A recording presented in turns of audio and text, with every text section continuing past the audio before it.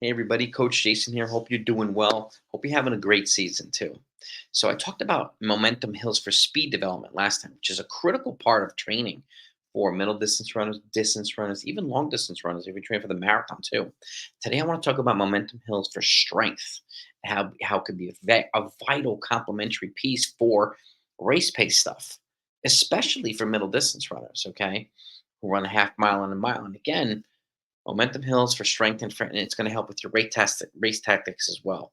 Okay, and for middle distance and distance runners, again, these are critical components of training that I don't really hear a lot of folks talk about. And this could be an extremely valuable weapon for you. It's something I've used my athletes for the last 2 decades as a coach. So, as a former competitive runner, I started to implement this in my own training as well. And I've been using it quite a bit with a lot of success for my athletes. So I definitely want to share this with you. So if you're a coach or an athlete, and for some reason you're not subscribed to this channel, I've got 500 plus videos that we could talk about. Hit that subscribe button. Hit the notification buttons too. That way, when I do, you're going to know about it. When a new video comes out, you're going to be at the front of the line. I thank you so much for it. Okay. But I want you to have access to all these videos, like about 500 plus. And if you want to talk about any of them, at any capacity, my email address is blackbeltrunningcoach@gmail.com. Don't hesitate to reach out to me. I'm happy to discuss these things. So again, we're talking about these things that can be cycled into your training all year long to complement 800 meters of mile pace workouts. And again, something to keep in mind, and I talked about this recently. If we're doing too much of hard training, and especially really really intense training, or racing too much, right? There's a good chance we're going to run our best races or be our sharpest way too early in the season. So it's stuff like this that helps complement, okay, cycling these workouts in your race based training to expand your peak fitness and your peak performance. And again, put you in a position to run your best when it counts the most. Here, avoid peaking too early and being flat when it matters the most. Okay. Again, you want to run your best races, your absolute best races, whether it's the fastest or the best tactical when it counts the most during championship season. Okay.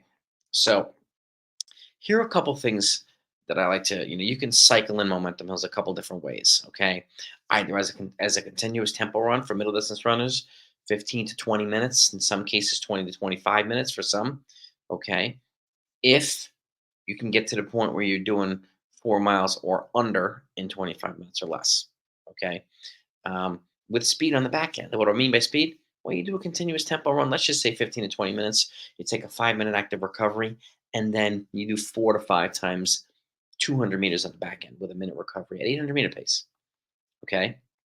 Or you could do threshold reps to solve the next time you do it. You can cycle this thing. Threshold reps are slightly faster than tempo runs, 5 to 10 seconds per mile faster. Okay. And then you can take a 1 minute recovery. And let's use 5 times an 800 or 5 times a K as your example with a 1 minute recovery after each. And then you can add some speed on the back end. The same thing, 5 by 200s, 4 by 300s, or something like that on the back end. The 300s being at maybe mile pace. All right. And again, this sets you up to progressively get faster as you start to infuse these things, because the next time you could do it, you could do VO2 max reps, which is generally a 3K pace to 5K pace. Okay. 600-meter reps at 3K pace, 800-meter reps at 5K pace, and so on. And this is a one-to-one work to rest ratio. So if you're running, let's just say 230s for the 800s, or then you're taking a 230 rest. You do it 2 minutes for the 600s, you're taking a 2 minute rest, and so on. And then you can also add some speed on the back end, 4 to 5 times 200 again at the 800-meter pace with a minute recovery. The speed on the back end helps to simulate the end of these half-mile races, the end of these mile races when the fatigue, the legs are heavy, right? And you need to either slow down less than everybody else, or accelerate more than everybody else, or hold pace, which also feels like you're accelerating. So it puts you in a good position to run your best the latter parts of the race as well, but also be ready for different types of scenarios because you're addressing speed and strength and at the same time. Okay, and then you can cycle that. Okay, you can go back and do that 3 week cycle again, early week or even late in the week, depending on how you like to do it. You could do your tempo, your threshold, your VO2 max, and then go back again. Try to do a tempo and threshold. You do that cycle again. You can either run a little bit more or a tiny bit faster. Okay, but I generally like to let time trials or races determine whether you're ready to increase the intensity of training. So you can also look at recovering better. Are you recovering better from the tempo run? Do you have more left with the 200s afterward? So there's a lot of different ways you can look at progression. Okay, so that's kind of a progression you can utilize too, and obviously, complement it with an 800-meter pace workout earlier in the week or later in the week, or a mile pace workout earlier or later in the week, depending on how you want to structure it. Especially in a non-race week, you could fit in momentum hills for strength and a race specific workout as well.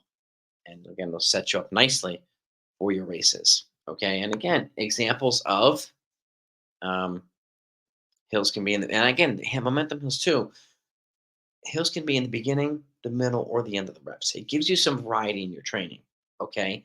But it also helps to simulate cross country and road courses. Sometimes the hills are early on in the race. That's when you can put the hills early in the rep.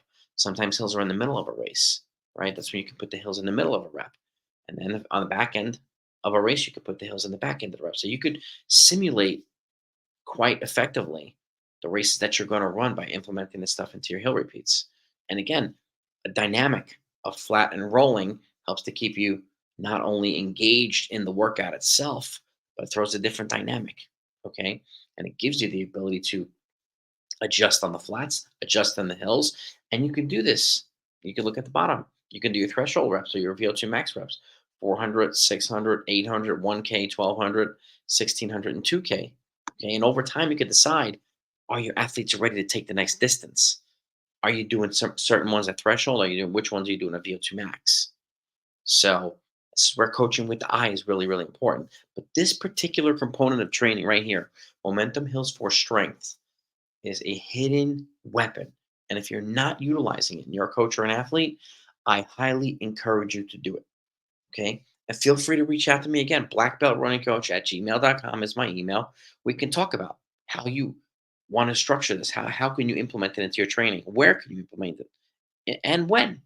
So I do a lot of one-on-one mentoring for coaches and developing personalized programs for athletes. So I am always available to help you do this. And again, I feel like it's my duty. I want to help empower you as a coach, or help empower you as an athlete, or help you empower your athletes. This is how we can move the sport together forward, right? And continue to get better. Okay. And there's a lot of times we can improve around the margins when people aren't looking. And it's stuff like this that helps prepare you to do just that. Okay. And sometimes the margins are significant. So there's no one size fits all training. There's no one size fits all workout. Okay. There's individualized components everywhere. Okay. And that's why I always recommend coaching with the eye, taking notes. So you can go back and see, okay, well, athletes did a little bit more of this, they got better. They did a little bit less of this, they didn't get better. So you can modify the training by taking notes and taking a look and say, okay, this is when my athletes win their best races, right? This is the type of training that we did. You can build off of that. So I hope you found this valuable. Okay, and hit the thumbs up if you did, please. And and I always greatly appreciate when you subscribe, and let me know that you subscribe in the comments so I can personally thank you. Okay, it's really really greatly appreciated by me. Okay, and I want to make sure that you're getting value out of the content. So and if you find something valuable that you think can be more helpful, let me know, and I'm happy to contribute anything that I can. I'm happy to help any way that I can. So, but thanks so much. Have a great week. Have a great season. If you have any questions about this video, you know where to find me. Talk to you later.